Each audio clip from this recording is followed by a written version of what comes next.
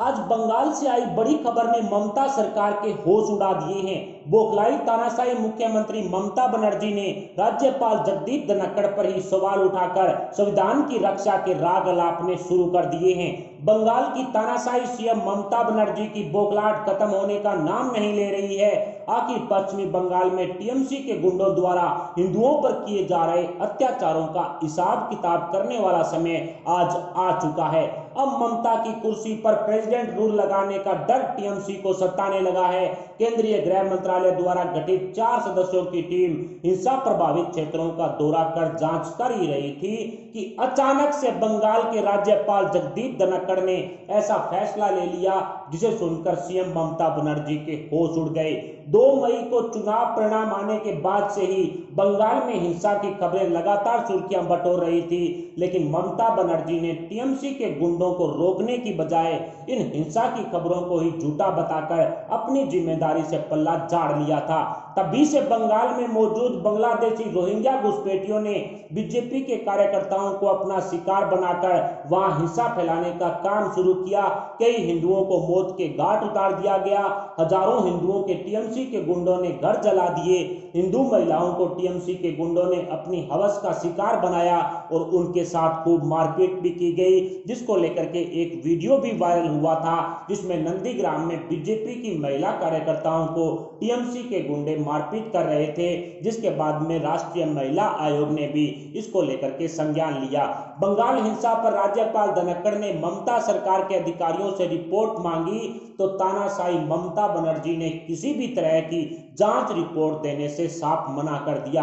दुनिया के 40 देशों ने बंगाल को बचाने के लिए ममता सरकार के खिलाफ आवाज उठाते हुए राष्ट्रीय शासन लगाने की मांग उठाई।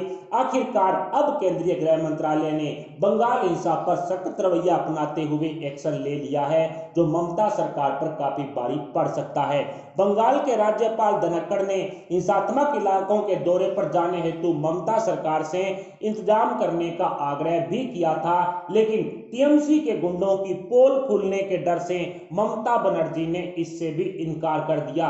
लेकिन तानाशाही ममता ये भूल गई कि संविधान के अनुसार राज्यपाल के अधिकारों का हनन करने का काम ममता की तरफ से किया जा रहा है। आज राज्यपाल धनखड़ ने बड़ा एक्शन लेते हुए हिंसाग्रस्त क्षेत्रों का दौरा कर जांच रिपोर्ट केंद्रीय गृह मंत्रालय को देने का फैसला ले लिया है, जिसके बाद ममता बनर्जी के पैरों तले से जमीन खिसक चुकी है और तानाशाही सीएम ममता ने राज्यपाल के अधिकारों का दुरुपयोग होने का राग अलापना शुरू कर दिया है। संविधान की रक्षा का ढिंढोरा भी तानाशाही ममता बनर्जी ने पीटा। अब बंगाल हिंसात्मक इलाकों पर जांच जरूरी हो चुकी है और इसी बीच पश्चिमी बंगाल के गवर्नर जगदीप धनखड़ कूच बिहार पहुंच भी चुके हैं। वो हिंसात्मक इलाकों का दौरा करने के लिए निकल चुके हैं। वे राजनीतिक हिंसा के पीड़ितों से वहां पर मिलेंगे। उन्होंने कहा है कि संविधान की रक्षा और उसका पालन करवाना उनका दायित्व है।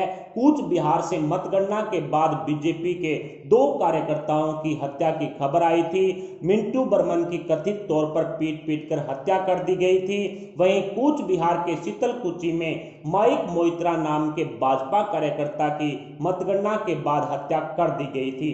शीतलकुची वही जगह है जहां पर अप्रैल में मतदान के दिन केंद्रीय औद्योगिक सुरक्षा बल यानी कि सीआईएसएफ पर 300 से 350 लोगों की भीड़ ने हमला किया था और हथियार छीनने की कोशिश भी हुई थी। टीएमसी के कुछ गुंडे भी इसमें शामिल थे और सीआईएसएफ ने आत्मरक्षा में गोली चलाई थी, जिसमें 4 उपद्रवी मारे भी गए थे। शीतलकुची में ही मतदान के दिन 18 साल के आनंद बर्मन की भी गोली मारकर हत्या कर दी गई थी। कूच बिहार के पुलिस अधीक्षक देवाशीष धर ने उस समय कहा था मृतक आनंद बर्मन 18 वर्ष का हो चुका था। वह पहली बार मतदान करने आया था। उसे तब गोली मारी गई थी जब वो वोट डालने के लिए मतदान केंद्र के बाहर कतार में लगा हुआ था। 10 मई को बंगाल के राज्यपाल धनखड़ ने बताया था कि राज्य के हालात काफी चिंताजनक हैं। राजनीतिक बदले की हिंसा, आगजनी, लूट की घटनाएं, डराने धमकाने और जबरन वसूली तक पहुंच चुकी है। उन्होंने प्रभावित इलाकों में जाने की जानकारी देते हुए यह भी कहा था कि इसमें राज्य सरकार कोई भी सहयोग नहीं कर रही। उन्होंने कहा था अपने संवैधानिक दायित्वों के तहत मैंने प्रभावित इलाकों का दौरा करने का फैसला लिया। इस संबंध में राज्य सरकार से आवश्यक इंतजाम करने को कहे, लेकिन राज्य की ममता सरकार की प्रतिक्रिया बेहद दुर्भाग्यपूर्ण थी। राज्यपाल ने पड़ोस के असम जाने की भी बात कही है।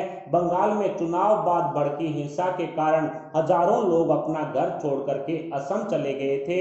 वहां शिविरों में उन्होंने शरण ले रखी है। बंगाल की मुख्यमंत्री और टीएमसी की मुखिया ममता बनर्जी ने इस पर आपत्ति भी जताई है। उन्होंने राज्यपाल पर राजनीतिक मर्यादाओं के उल्लंघन का आरोप लगाया है।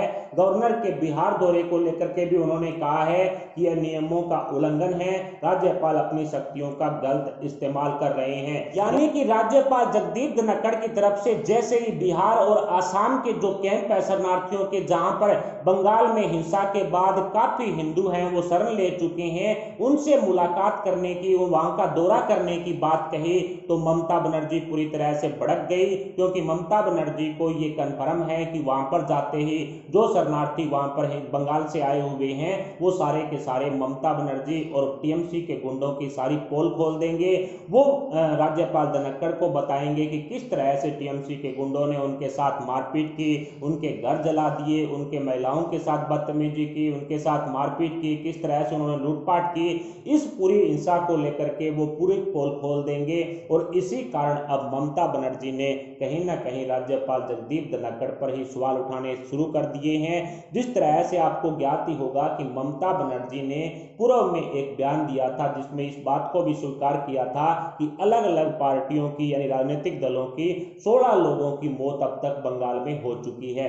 एक तरफ ममता बनर्जी किसी तरह की हिंसा होने से मना कर रही है, इनकार कर रही है और अपनी जिम्मेदारी से पल्ला झाड़ने की कोशिश कर रही है, तो दूसरी तरफ कभी ना कभी उनकी जबान से इस तरह के बयान निकल ही जाते हैं जिसमें बंगाल की पूरी सच्चाई है वो सामने आ जाती है।